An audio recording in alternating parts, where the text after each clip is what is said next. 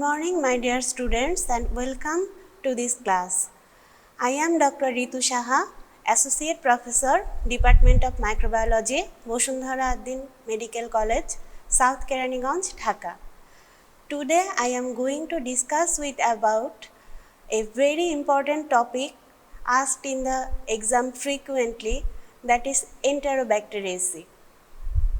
Now, what is Enterobacteriaceae? Enterobacteriaceae is a large heterogeneous group of medically important gram-negative enteric bacilli that exhibit same morphological and biochemical similarity and naturally remains in the intestinal tracts of animal and human, are grouped together in a complex family called Enterobacteriaceae. Now, what are the characteristics of Enterobacteriaceae? It's very important for you. Now, what are the characteristics? They are facultative anaerobes or aerobe. They are non-spore forming bacilli. They are frequently motile but may be non-motile. If they are motile with peritrichous flagella. That means flagella are arranged around their body.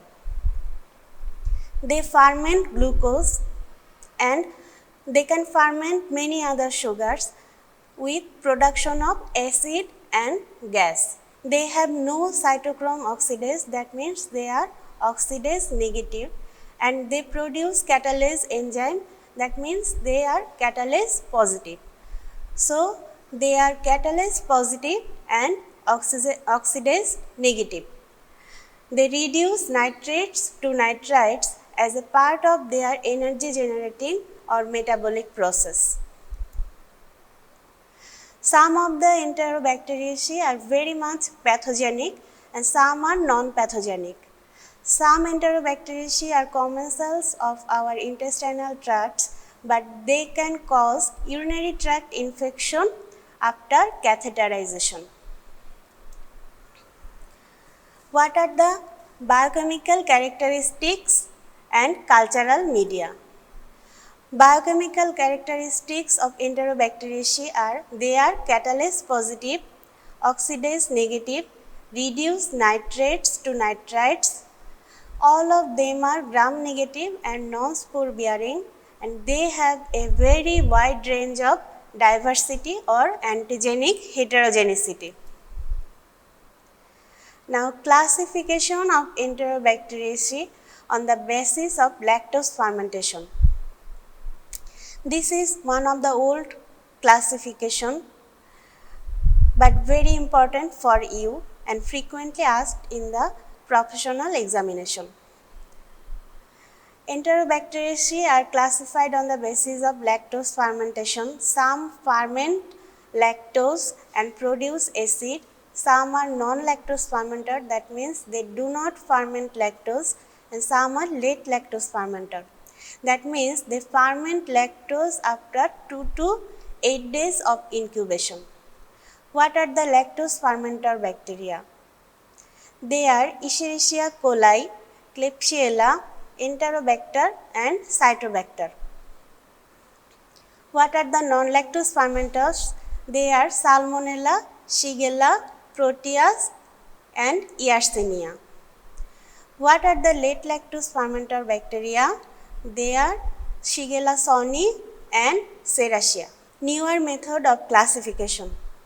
The newer method of classification has proposed by Ewing, and this is based on family, tribe, genus and species of Enterobacteriaceae. These classifications are Escherichia. In this group, Escherichia coli and Shigella are included. Edwardsii, Edwardsiella, Salmonella, Cytobacter, Klebsiella, Enterobacter and Serratia group. Protea group include Proteus and Morganella. Yersinia group contain Yersinia and Ewini group contains Ewinia. There are several selective and differential media used to isolate and distinguish between lactose fermenter and non-lactose fermenter. Most important medias are McConkey agar media, using methylene blue agar media, Salmonella shigella agar media, and triple sugar iron or TSI media. Why? McConkey agar is selective, differential and indicator media for Enterobacteriaceae, and it is very commonly used to differentiate Enterobacteriaceae bacteria. McConkey agar contains biosalt and crystal violet that inhibit the growth of gram-positive bacteria, and thus McConkey agar is made selective for growth of gram-negative bacteria. McConkey agar media contains lactose, and they differentiate Enterobacteriaceae group into lactose fermenter and non-lactose fermenter bacteria.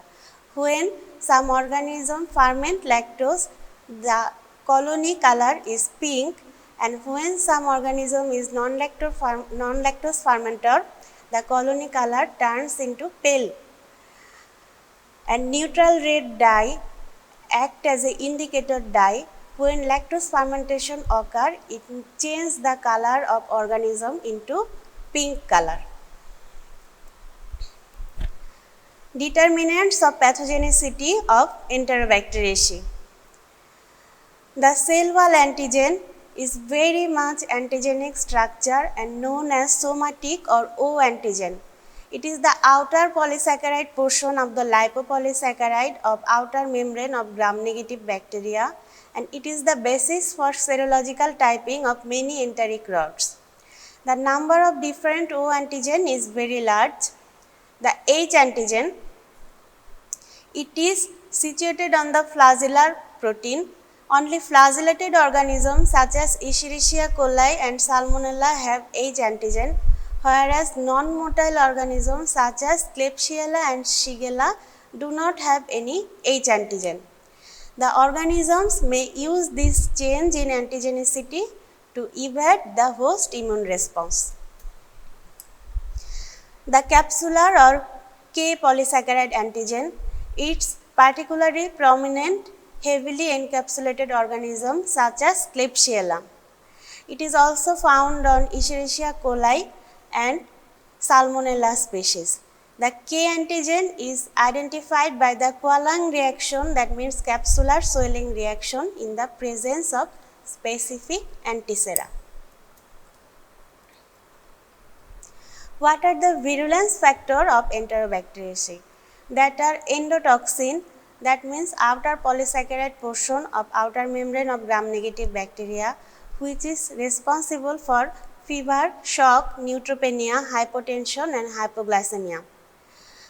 Exotoxin, many of the Enterobacteriaceae produce exotoxin such as Escherichia coli, Shigella, etc.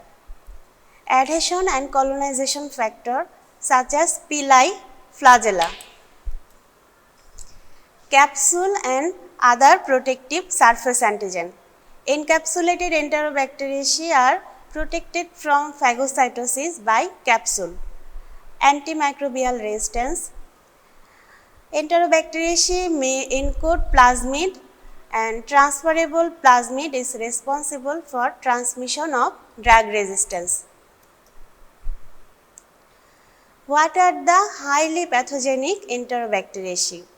They are Salmonella and Shigella. A very important point to be noted that highly pathogenic Enterobacteriaceae are most commonly non-lactose fermenters. They produce colorless or pale colony on McConkey agar media. Lactose fermenters organisms are also known as paracolons. Now, that's all about the general characteristics of Enterobacteriaceae. We will discuss about the important Enterobacteriaceae on next classes. Thank you very much for your patience hearing.